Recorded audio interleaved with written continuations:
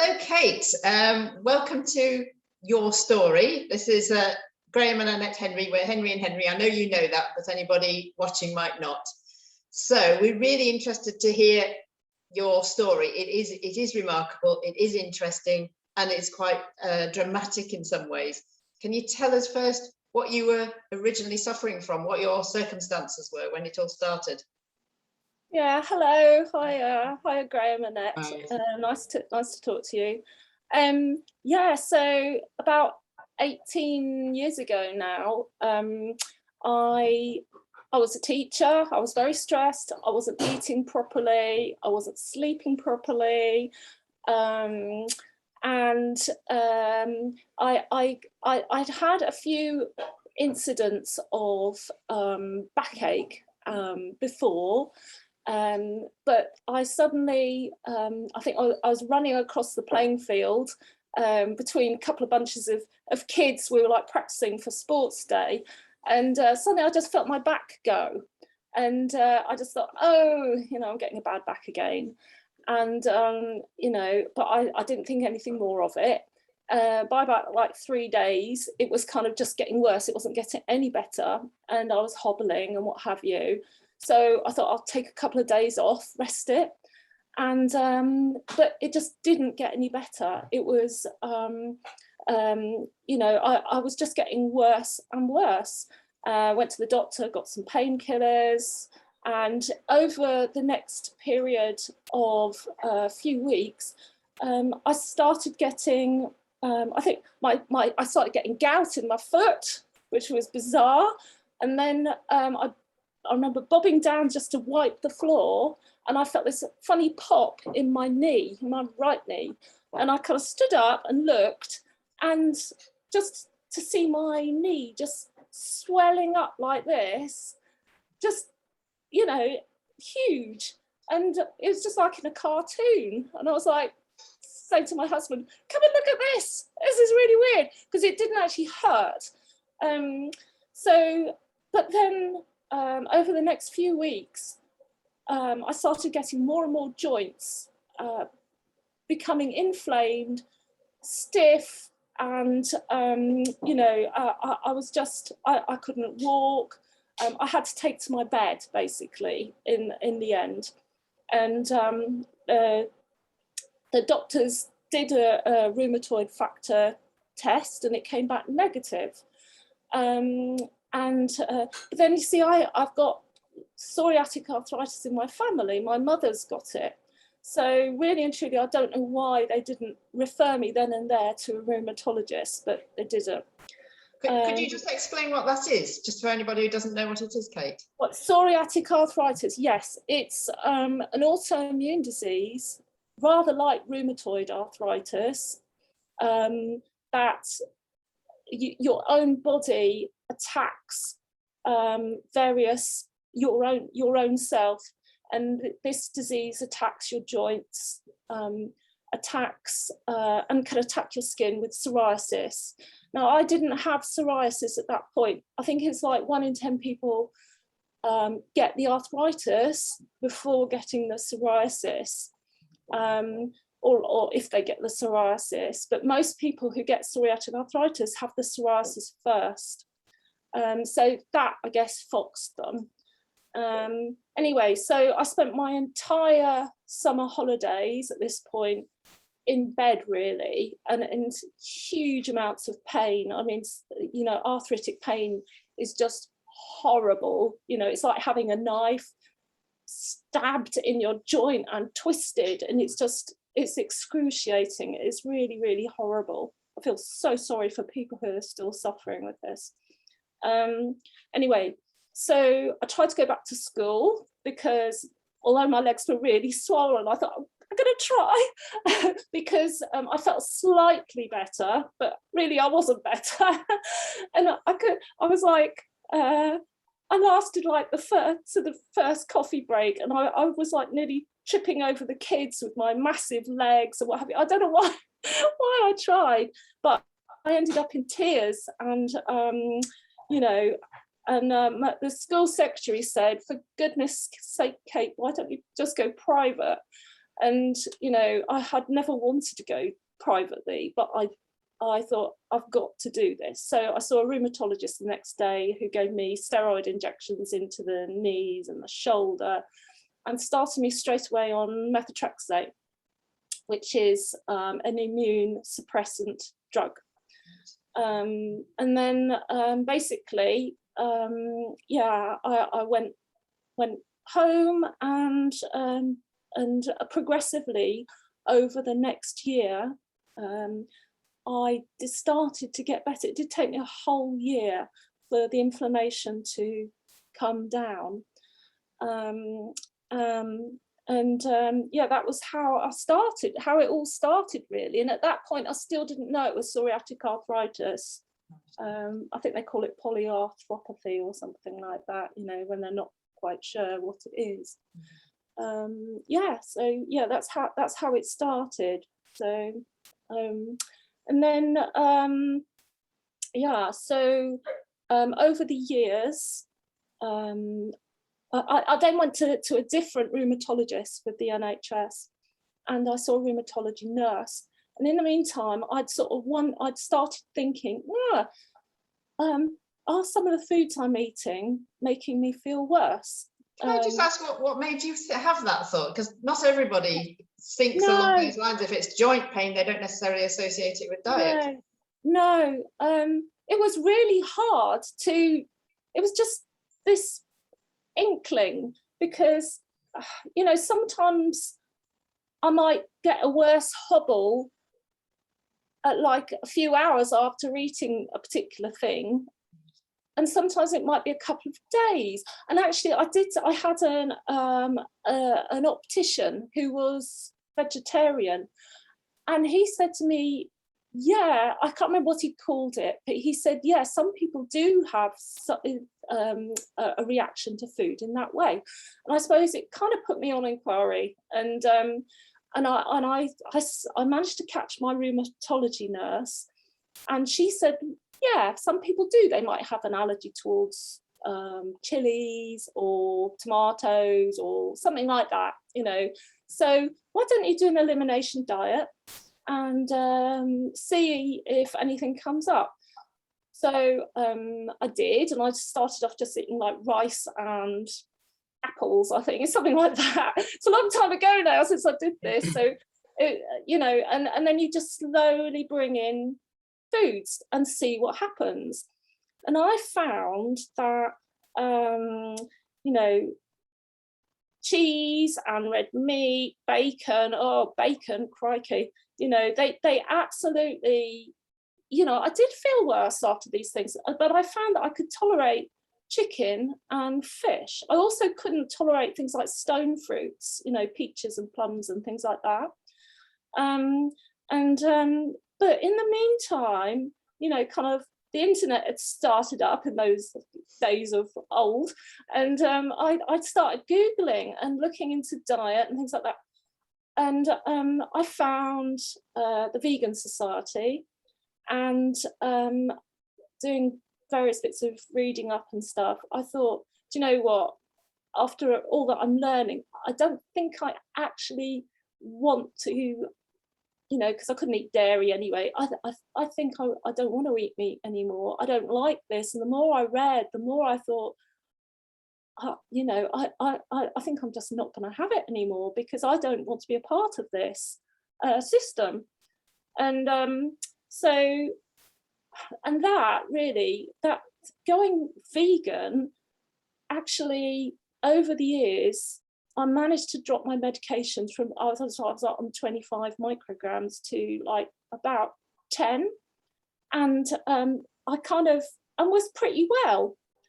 But obviously, who wants to take those drugs? You know, they're not so good, are they? I was having a monthly blood test, you know, to make sure my liver was still functioning okay and all that.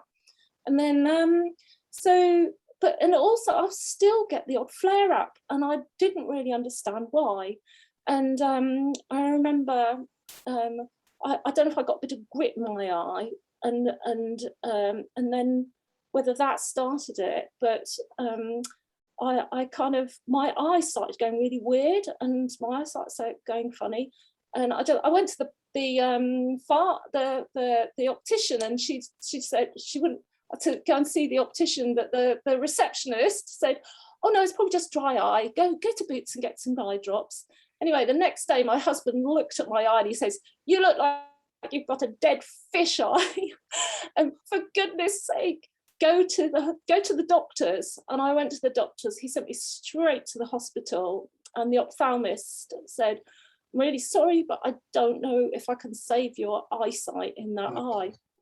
Yeah, it was iritis, and my mum never had anything like that. So I think I had a far worse, more aggressive form than she did.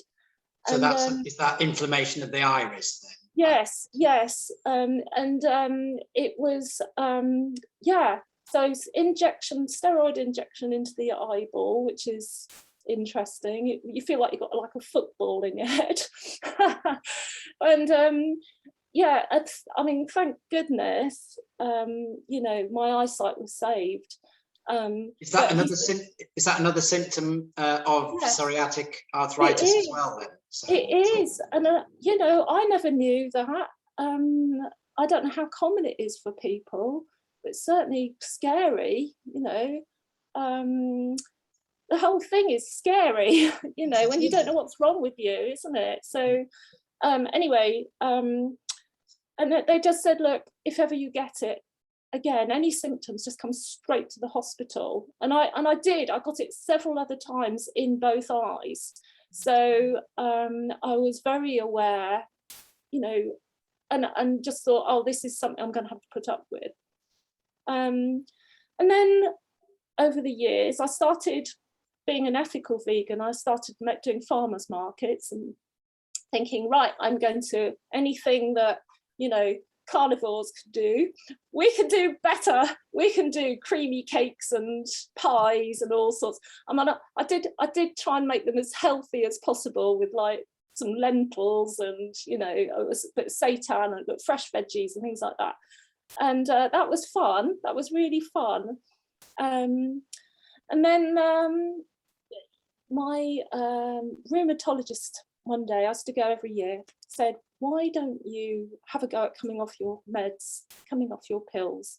Just, one tablet every month, see how you get on. And so I tried, but I came off like just one tablet, and all of a sudden I just massive flare up, and my skin started getting all sore, really painful, and my joints started flaring. And I had to go straight back on to the dose I was before, So was the medication just dampening symptoms effectively? Yes, yeah.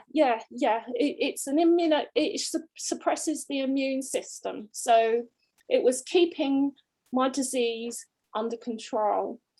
And then so I went back the following year and told him what had happened, and he could see, obviously. And I said, oh, is that it? Do you think I'll ever come off my medications? And he said, well, probably not. And I just thought, oh, well, okay, I can live with this, So just to summarize then, so you'd obviously, by that time, you'd moved onto a vegan diet, a vegan diet which incorporated some of the processed foods, and you were on the medication, so that was managing the symptoms. Had it kind of struck you at that time that, in terms of the vegan diet, did you feel that was helping also to some degree? Because obviously you did make the move, or was it just a coincidental thing? No, I did definitely feel. Obviously, I didn't start eating meaty things or dairy or anything like that, but I definitely felt like it had helped a lot, and I had managed to drop my meds to half what they were originally. But there was obviously still something going on, which I didn't really understand. And over the years, I had tried researching.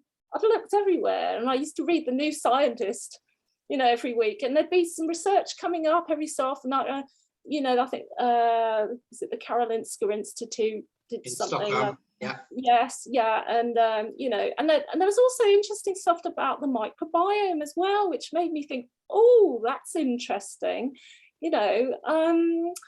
But I didn't know where to look. I had no idea where to really look. So anyway, so after trying to come off my meds and everything, the following year we got a couple of rescue dogs, and you know, I used to spend a lot of time on the computer, and I was feeling very unfit, although we did go swimming sometimes and things, but you know, I was feeling unfit. I'd kind of walk with the dogs. I'm really lucky we live by the beach here, and you know, walk down there, there'd be a crowd of people, everyone would be stood around chatting. All the dogs would be going around like, you know, running around like crazy, and I was thinking, do you know, I've come out for a walk, I'm not doing any walking. So I just got it into my head that I would start trying to run just a tiddly bit, not really running, because I thought I'm going to damage my joints, I've got to be really careful, I just need to do some sort of exercise. So I was like, you know, I was wearing my flip-flops as well, you know, I was like, do just kind of 1, 2, 3, and kind of walking 1, 2, 3, because that's all I could manage, because you know, everything, all my muscles were wrong, all my tendons were wrong, everything was completely wrong. But by the end of the week, I'd managed to do like, I don't know, 30 meters or something without having to stop. So I thought, gosh, I am actually progressing. I wonder how far I can get with this. So, but obviously I was just so gingerly doing it in my jeans and my flip-flops and everything, and you know, and somebody said, for goodness sake, Kate, stop wearing those flip-flops, you're going to hurt yourself. So I think I might have got myself some trainers at some point. But anyway, so the following a few months later, I went with my daughter and my son. We went to a veg fest in London, and you know, it was full of free vegan cheese and all sorts of chocolate, you know, stuff. Yeah. Oh, it was like, oh, great, you know. It's vegan, it's good, yeah, I know. Yeah, hooray! Oh, this is vegan heaven. It was just like, wow, this is amazing. I love it here. Anyway, so this one, they'd all disappeared and left me, and I was just wandering around, and I just sort of out the corner of my eye, I noticed a vegan runner stall, and I love this story. Yeah, I just thought, oh, vegan runners. I just thought, oh well, that's not me. You know, I'm not a runner, but hey. And I was just turning to kind of walk off, and then I thought, oh, she's on her own. I'll just go up to her and say hello, you know. And I just said hi, you know. Oh, I said, you know, oh, I wish I could run. I'm not a runner. I do a tiny little bit in the mornings, but I'm really, I can't, because I have to be really careful because of my joints. And she just went, oh, what's wrong with you? And I said, well, I've got psoriatic arthritis. I've had it now for, I don't know how many years it would be now, like 13 years or something. And, you know, but I've been vegan for quite a long time now. And she said, oh, yeah, well, I used to have rheumatoid arthritis, but I went whole food vegan, and now I run marathons. I said, you what? What? I said, no. I said, but you're on your meds, aren't you, right? She goes, oh no, I stopped taking them 10 years ago. And I was like, oh, what?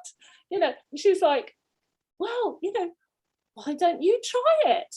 It might work. I was thinking, no, I can't. I just thought, what is this hocus pocus? Whole food me, what is it? And so I just thought, oh, you know, I was like shocked. I was like in tears, you know, because it was just like, you know, wow. And anyway, I found my kids and explained, and some other people. Nobody knew what whole food vegan was. And I hadn't thought to ask, where do I find out about it? So of course, as soon as I got home, Google, found Forks Over Knives and, you know, like 2 cookbooks, I think, and Forks Over Knives books, read them, found Michael Greger and How Not to Die, and, you know, read them. But it took me like a few weeks, and I was like, you know, my dear husband, he's followed me into veganism. He's got all these gorgeous vegan recipes that he loves, and you know, we share cooking and everything. Oh, I can't ask him to do this thing. I'm just not going to do it. It's not. I just ask, how would you describe whole food vegan in a nutshell? What were you not going to ask him to do? What was it? Yeah, well, it's not cooking with oil, not frying things, not having vegan sausages, not having vegan cheese. You know, we had beans and things sometimes, but you know, it was all the kind of the yummy things, and all the gooey vegan cakes, all the things I made for my market stall. No, we could no longer eat them. They were all out. It's like all the things we used to kind of share with friends and family and say, hey, look, you know, isn't veganism great? You know, it was like all of it gone. And I was like, oh my goodness me. But, you know, after a few weeks, I just sat down. I said, look, I would be utterly stupid not to try this. But you don't have to. You can carry on eating the way you are. It's not fair for me to put you through this, but I have got to try. It would, you know. But he said, you know, look, if you're going to do it, I'm going to do it. And he's a so good man. Yeah, he's a very fair play to him. He's such a good man. But it has helped him too. I'll tell you after. But anyway, so yeah. So we kind of learned together how to do this thing, and you know, it took us 2 weeks. It was like, oh dear, you know, things are a bit bland. I'm not sure. These are a bit weird, these burgers that fall apart. Yes. You know, it's not quite the same, is it? And my bread, well, hey. Anyway, yeah. And then we kind of got it under our belt, and of course we realised all the spices, all the herbs, all the fresh fruits and ingredients, they're all fantastic. And you kind of get used to not having that oily stuff going on and all that, don't you? Yes. So yeah, and then it took me like, I don't know, a month or so, or 2 months. I might have left it 2 months ago. I thought, right, so I'm just going to try and take my medicine down a bit. So I've been on a shared care scheme where I get my bloods. I don't know where my little bookie is. Here we are. Look, all my blood results every month. The phlebotomist would write them all down in here, and so I can also see what my level of my inflammation is and kind of track it myself. So I felt a bit confident to do it, obviously with the phlebotomist at least behind me. So I came off a tablet. Nothing happened, and then I came off another. It was like, you know, like with like a month between. Nothing happened, and I actually got down to 1 tablet, and I thought, oh, I'm on 1 tablet. Oh, so I then started cutting them into quarters and just, you know, dropping a quarter. I mean, they're absolutely minuscule, these things, and you know, and just having like, I got down to like 1/4, and then I kind of ditched that, and still nothing happened. I was fine. I was like, oh my goodness, I was just. You know, unbelievable. And then and then also on Facebook, up came the first conference of the plant-based health professionals, whole food, plant-based food. And I just went to my husband. I said, James, I've got to go. It's in London. I've got to go. And I contacted Shireen and said, please, can I come? You know, I'm not a healthcare professional, but I'm on this diet trying to control my condition. And I went down, and you know, that's how I met Shireen and everybody. So, which was amazing. So that's led on to other things in terms of how you interact with the plant-based health professionals. Do you want to talk a little bit about what your role is there?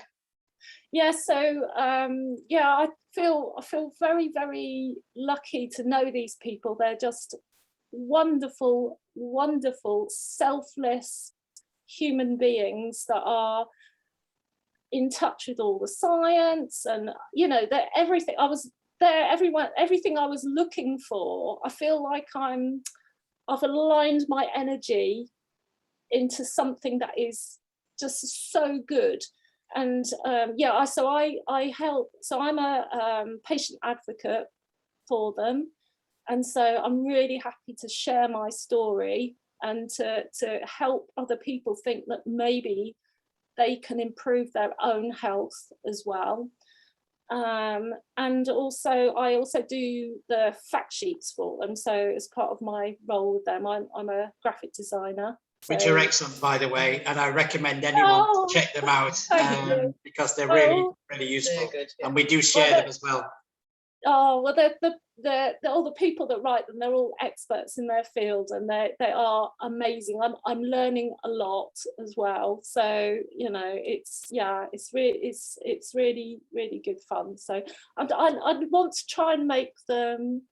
I mean, they do all the hard work and all the clever stuff, but I'm trying to make them accessible for people, make people want to read them. So what I love as well is that you are really the very kind of epitome of somebody who's seen the benefits of a healthy plant-based diet. Our story, and we won't go into that here because it's about you, not about us, but of course we're completely behind that as well. One thing that I also think is really important, the point you made, because a lot of people will probably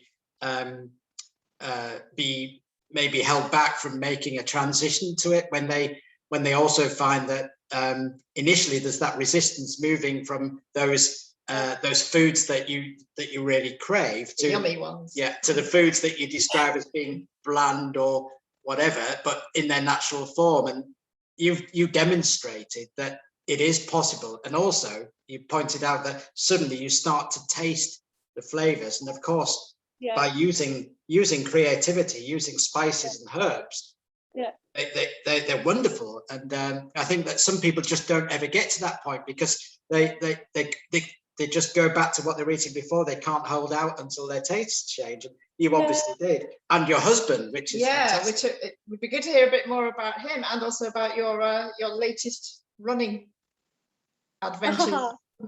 Because you had, and any other outcomes that have come as a result of this diet change, because these are quite remarkable in and of themselves. Oh, they are. And the thing is, Pete, that I've still got my disease. It's still there, but it's managed. It's kept in check. The inflammation is down, and it's behaving itself because of how I eat, and I am trying to be good about the other lifestyle things, and doing meditation and all that kind of stuff as well. So all that stress, trying to keep stress levels down, is all good too. But so my husband is older than me. He's 79 now, and 10 years ago he was diagnosed with emphysema, and and the doctor sort of turned the screen round and pointed, and he was quite doom and gloom about it. It's really not a nice thing, is it? Well, anyway, lo and behold, he hasn't got it now. Wow. Really? He hasn't got it now. I mean, I'm not doubting you. I mean, that's amazing. Because that is, everyone thinks that's for life. Yeah, you don't hear that. Well, exactly. Well, I mean, he was x-rayed at the hospital and everything.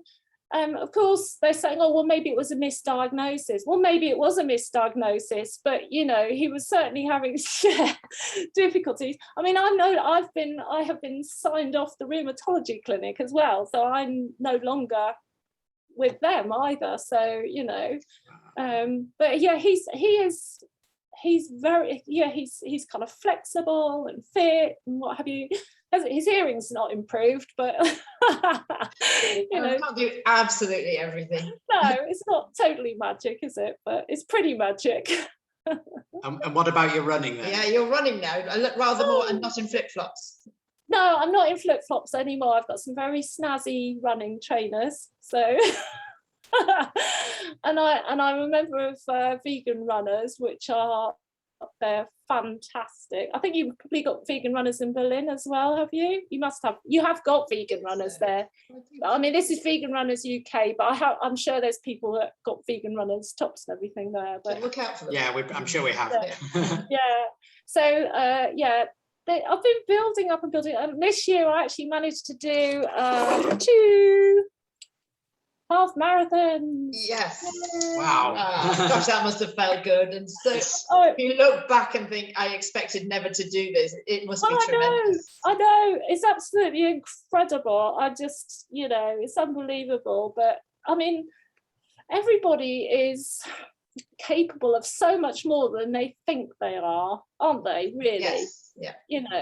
And I think we gosh, I would never have thought about doing this when I was 20, let alone at 58.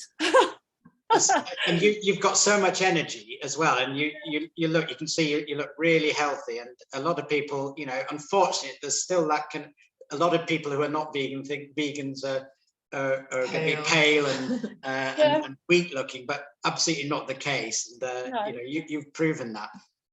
There's something else as well I'm really interested in that you mentioned when we spoke earlier, and that's that obviously the work that you do with the plant-based health professionals. And I think it's really important. I know you find it important. We find it important that you can have a lot of anecdotal stories about how something helps with something, but the plant-based health professionals it's all evidence-based, research-based, and I think that's important to you, isn't it, as well? Absolutely, completely. Yeah, I absolutely want to know the science behind, well, as much as my little tiny brain can cope with the science, but I want to know why. And it's so interesting. I mean, I you must as well read Shireen's nutritional updates every week. Yeah, absolutely. And everybody else's, and it's just so interesting, and all the stuff about the microbiome is so fascinating, isn't it? I mean, I think that probably a lot of people, and I'm sure I had a leaky gut, that was allowing things. I mean, I can eat you too, I can eat like plums and nectarines and peaches and things now, which I couldn't before. The stone fruits, all the stone fruits, I can manage them fine. I can stuff myself with them and I'm fine.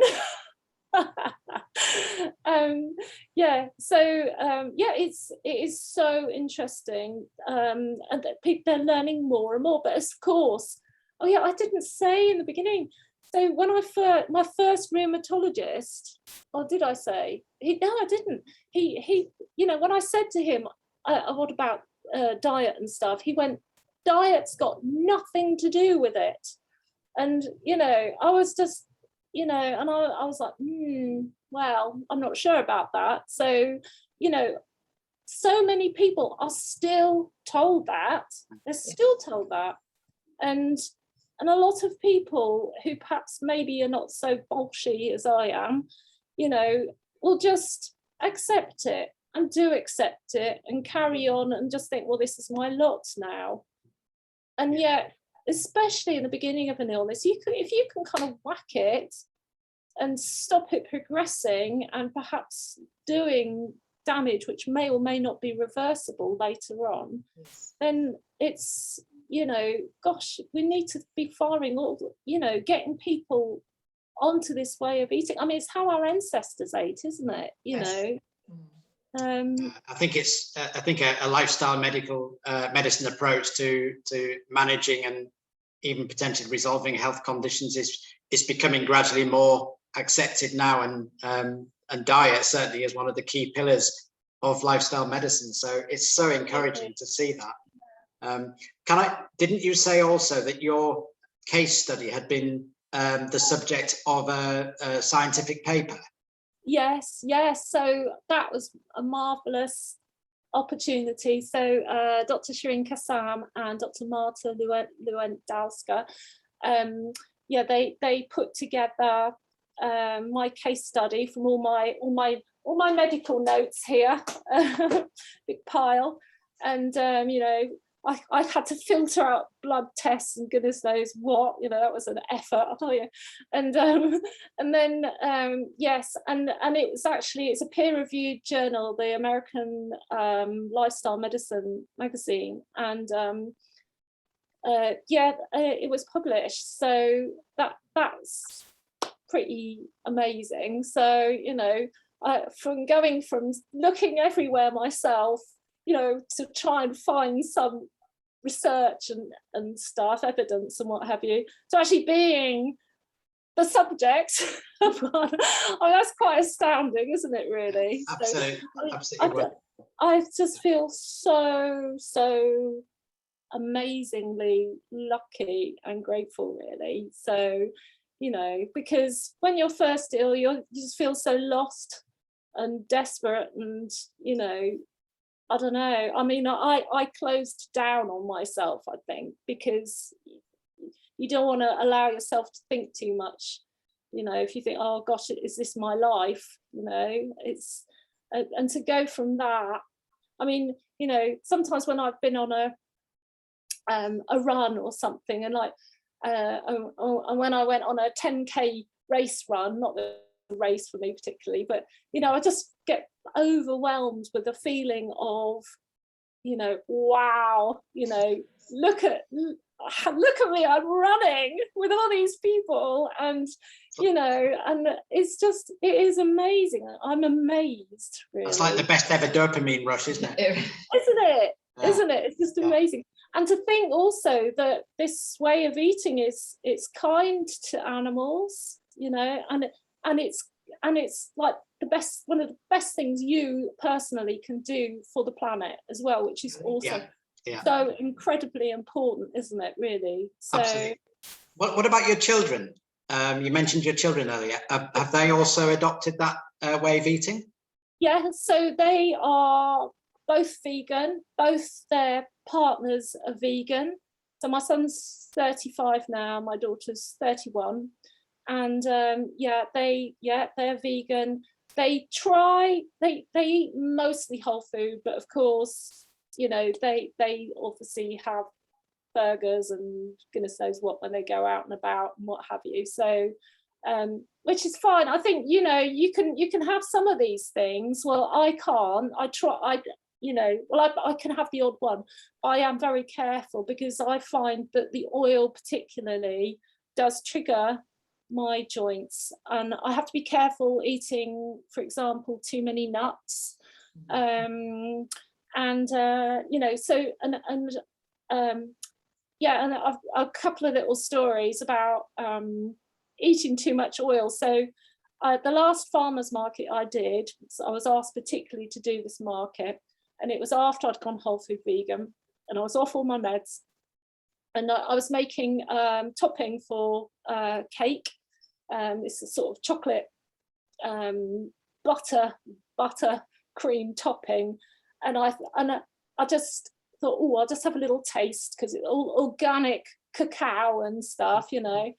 And anyway, it's so Moorish. Before I knew it, I'd had like 2 tablespoons full of this stuff, and I thought, oh dear, I shouldn't have done that. Anyway, and I was holding a hand mixer, and to mix this stuff up, 3 minutes, couldn't have been any more than that, just to finish the mixing.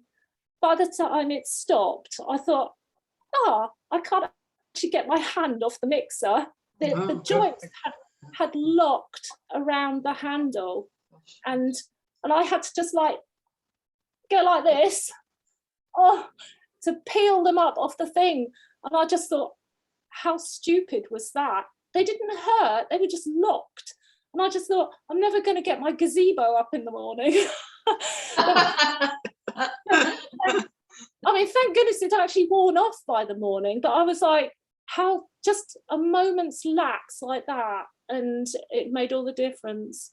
And then another time going out, I had like a massive, I'd gone for a long time without any food. I think I'd had lunch, which was healthy, but then in the evening there was we were out, and it was vegan, but I ordered this pasta dish. It was all white pasta, and it was like smothered in oil, you know. And I shouldn't have eaten it, but I did because I was starving. And within like a couple of hours, I had the most massive migraine as well. It just become, you know, just feeling sick and all the rest of it. So, you know, I know that it's not good. I have to steer clear. So, yeah. Good. But yeah. But my kids, yeah, they can have other things too as well. But yeah, they're vegan. So Yeah. I was slightly amused there after I asked that question, because for some reason, just given the way you look, and I thought you were younger than, you know, the age you said. I was expecting you to be talking about teenage children. Yeah, young children. It turns out they're in their 30s. Oh. Would you be able to round off for us maybe by just giving us an idea of what your food is like nowadays? What sort of things do you have for breakfast, for example? People are always interested in that. They are, aren't they? Yeah. Well, in the winter we quite often have like porridge with berries and all that kind of stuff. You know, and we're lucky we have quite a lot of fruit growing here, so we freeze quite a bit of it for the winter. So there's like frozen apples or rhubarb or what have you as well, and maybe some flax seeds or something. But quite often now we have like overnight oats, and I might put a few other grains in like barley or something like that as well, because we've got this lovely place called Hodmedod's here, which yeah. So you get all these lovely homegrown grains and beans and all sorts. So and then and chopped nuts and different seeds, flax seeds or chia or whatever, berries, fruit, you know, and maybe some dates chopped in there as well, you know. So that's our breakfast. Lunch, we quite often have like a big lentil soup with a load of vegetables or something, and I often use a pressure cooker because it's so easy, it's so quick. You don't even have to cook that, you know. I use like the poi type lentils, the whole lentils rather than the little orange ones, and you don't even have to soak them or anything in a pressure cooker. They heat it up 13 minutes, cool it down, you know, bung a bit of chopped up lettuce and a chopped up spring onion or something on the top, you know, garlic, whatever, you know, flavor it up with some nutritional yeast and what have you, and yeah, it's delicious. That's kind of a regular, or else avocado on toast with I put some like fava bean paste, which is fermented, and I kind of sometimes make like sauerkraut and salad and stuff on the top, so it's like a big pile, you know. So it's, I don't know, something like that, whatever. And then in the evening, my husband does a really, really good lasagna, which we had like a couple of nights ago. He's very good at lasagna. Or we have like a chili, or, you know, different grains. You know, there's loads of brilliant grains, isn't there, that you can have. You know, and any vegetables we have chopped up, phoned in, you know, stirred up, you know. We kind of, I mean, I've got a big pile of lovely recipe books, and I do sometimes go to them. And we've got the 21-day plant-based health challenge with the plant-based health professionals, and you get some free recipes with those. And I've tried quite a few of those, and they're really good too. But quite honestly, you know, and people I know who've also gone over to this way of eating, I've got friends who've kind of managed to reverse their diseases as well, actually. And they, you know, they kind of go into all the research and think, do all this meticulous meal planning. And then when it comes down to it, after a few months, you're just like throwing things together, aren't you? Yeah, vegetables, good, fruit, good, exactly. Nuts, seeds, beans, yeah. Exactly. So, you know, you know, it seems hard at first, but it's not really, is it? So long as you get a few rules under your belt and you take your B12 and all the rest of it. Yeah. So, Quite right. you know, yeah, it's not that hard, is it? So, Right. And gosh, don't you love talking about food though as well? Oh gosh, yes, yes. absolutely, yeah. So if anyone wants to contact you, because I know that some people who are who watch this may also either themselves be suffering from a similar condition, or they may have relatives or friends. You said that you would be happy for anyone to contact you that wants any kind of advice. How can people get in touch?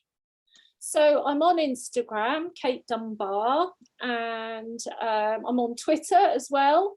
I think my handle is at Hunstanton Towney. That's one of my dogs, sorry. But Kate Dunbar at Hunstanton Towney.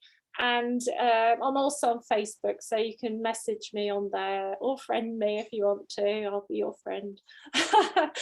And you know, and yeah, I'm happy to help. You know, obviously I'm not a healthcare professional, but I can certainly help point you in directions to go looking, and I can help you find films and books and all that kind of thing. And I can be a cheering voice and also kind of help you about what you're eating and all that kind of thing. So that's fantastic. Yeah, it's really super. We've loved talking to you, Kate. It's inspiring because you've got a lot of vibrancy as well that comes through. So I think it's it's very transformative what you've been through, and I hope other people can see that. You witness it as you watch you. So it's fantastic talking to you. Thank you. Yeah, I feel so lucky. So, but it's been really nice to talk to you too as well. So, you know. Yeah, hopefully we'll do it again. Loved it. So we'll stop the recording there. All right. Thanks very much again. That's brilliant. Thank you, Kate. You're welcome.